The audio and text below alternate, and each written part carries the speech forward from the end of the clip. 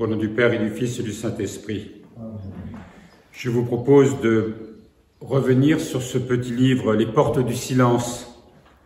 Nous étions au chapitre qui s'intitulait « Réprimer la curiosité ». On ne vous dit rien, on ne vous communique rien, bénissez-en le Seigneur. Il vous évite l'encombrement intérieur et le maquis des problèmes. Aimez avec gratitude ceux qui portent les soucis pour vous. Aidez-les par votre souriante docilité. Vous, acceptez votre état d'insouciance, entre guillemets. Dieu vous y a établi pour être, lui, votre souci unique. C'est sa volonté, être le seul pain de votre âme. Ne consentez pas à prêter l'oreille, ni même attention aux potins de la communauté. Priez seulement pour ceux qui sont en difficulté. Exhortez-les, si cela se rencontre, à aimer la croix du Christ. Des consolations humaines ne servent à rien et affaiblissent les âmes. Ne soyez pas faciles aux confidences faites ou reçues. Pensez-vous qu'il y ait plus compréhensif que Jésus? Arrêtons-nous un instant sur ce passage que nous venons de lire.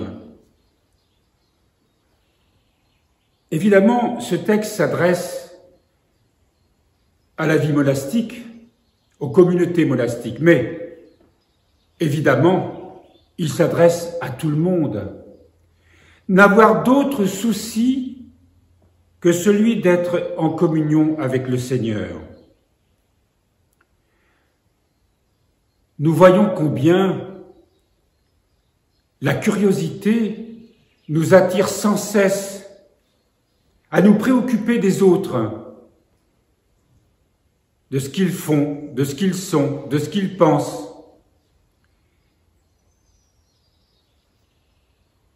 Il nous est conseillé là de ne pas consentir à prêter l'oreille, ni même attention aux potins de la communauté.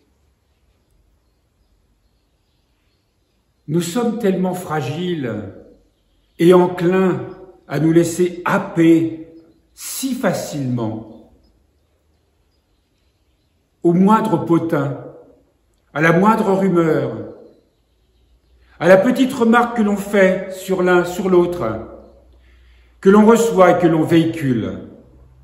Et tout ceci contribue à plonger notre âme dans toutes sortes de curiosités et de troubles qui nous éloignent évidemment de la contemplation que l'on doit au Seigneur.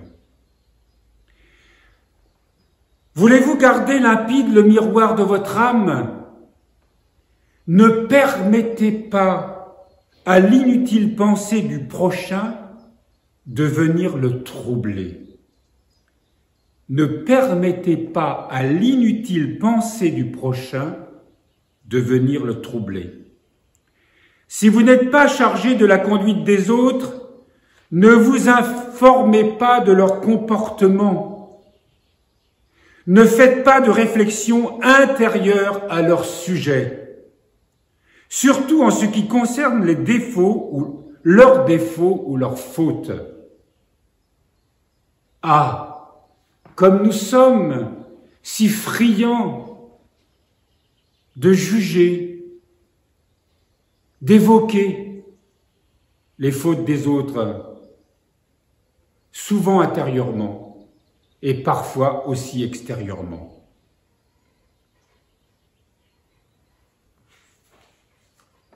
Priez seulement pour que Dieu soit aimé et servi par tous.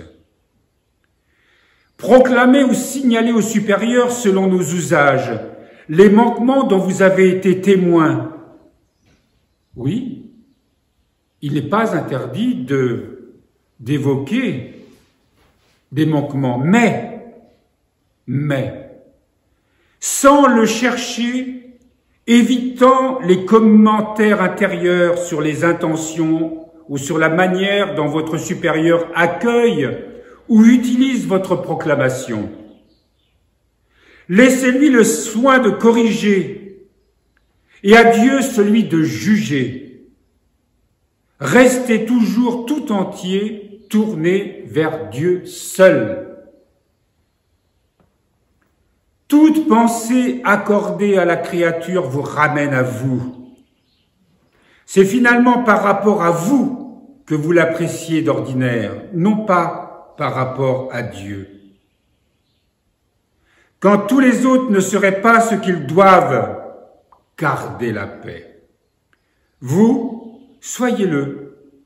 Votre fidélité silencieuse et paisible fera beaucoup plus pour l'avancement de vos frères et de vos sœurs que votre agitation et vos blâmes souvent inefficaces. Votre fidélité silencieuse et paisible fera beaucoup plus pour l'avancement de vos frères et sœurs que votre agitation et vos blâmes souvent inefficaces. Ils sont inefficaces justement parce que quand nous sommes dans l'agitation, quand nous nous troublons du comportement des autres,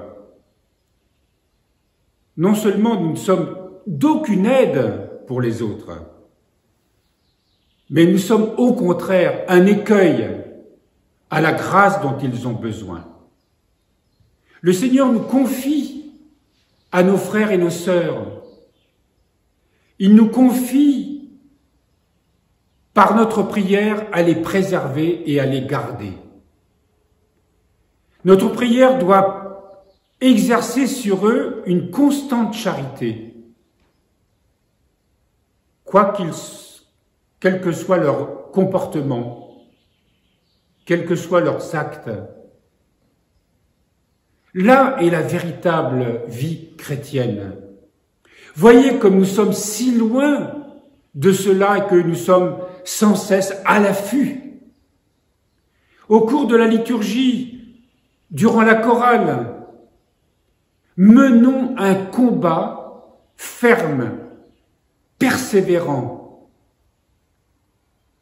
contre tout ce qui peut venir ruiner cette vigilance intérieure.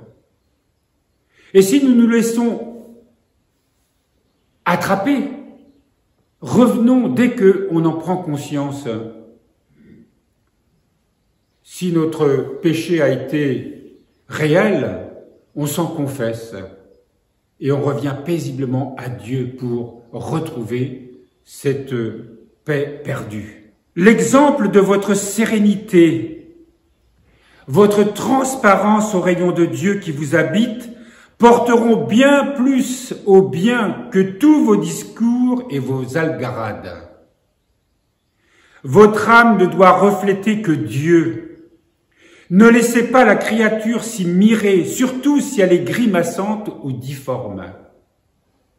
Oui, nous sommes difformes et grimaçants plus que nous le pensons. Chaque fois qu'une pensée négative à l'égard de quelqu'un, d'un frère ou d'une sœur nous traverse. Voyez combien nous parlons facilement,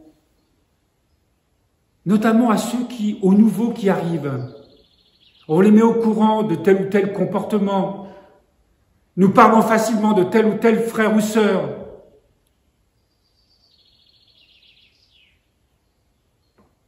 C'est terrible parce que les gens ensuite nous les rapportent. Et c'est affligeant. C'est affligeant parce que ça, c'est quelque chose qui empêche à la communauté de grandir. Cela signifie à quel point notre cœur n'est pas tourné vers le Seigneur d'une manière profonde, permanente. C'est un combat qu'il nous faut mener avec ardeur, en suppliant la grâce de Dieu chaque fois que nous tombons de nous ramener vers cette veille du cœur. C'est pas compliqué.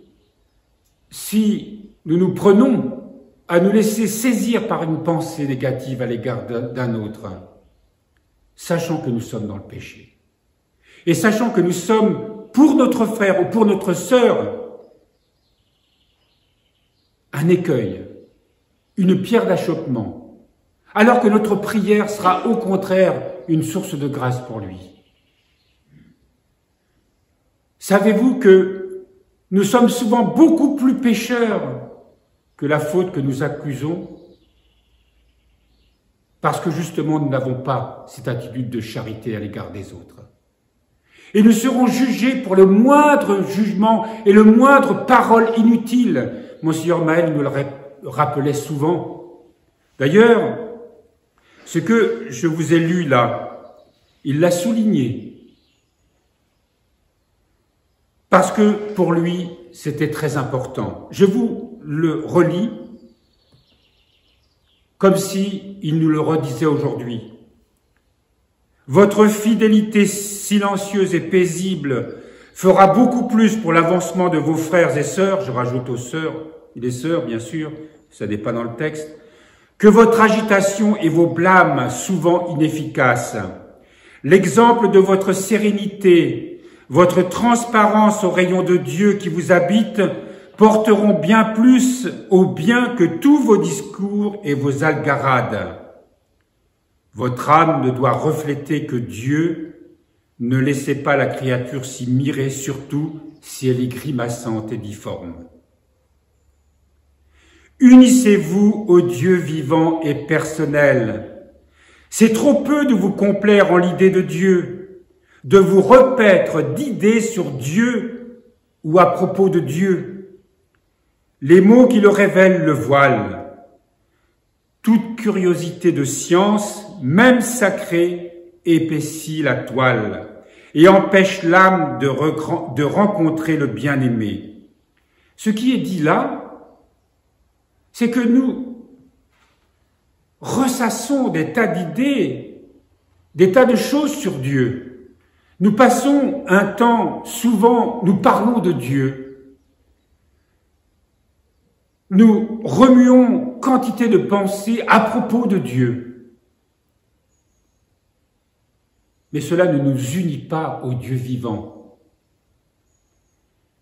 Là aussi, il y a un temps pour chaque chose. Un temps pour l'étude, un temps pour l'enseignement.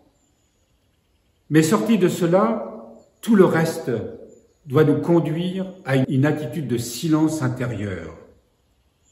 Sinon, tout ceci comme une toile qui est épaissie, qui est un obstacle entre Dieu et nous. Toutes ces pensées, même sacrées, peuvent être un voile entre Dieu et nous. Parce que si cela nous arrache à cette contemplation et ce silence que nous devons rechercher en permanence tout au long du jour. Longuement dans le silence intérieur, le plus profond possible, attirez-le à vous par la violence du désir. La violence du désir. Est-ce que cette violence nous habite? Cette violence du désir de nous maintenir dans ce silence? Cette violence du désir de désirer sa présence en tout et pour tout? Le regard fixé sur la bonté de Dieu. Et dites, comme Sainte Catherine de Sienne, « Je veux ». Lui aussi veut. Le Seigneur veut, nous veut dans ce silence, nous veut dans cette rencontre, nous veut dans ce désir. Et son désir même devient notre désir. Essayons aujourd'hui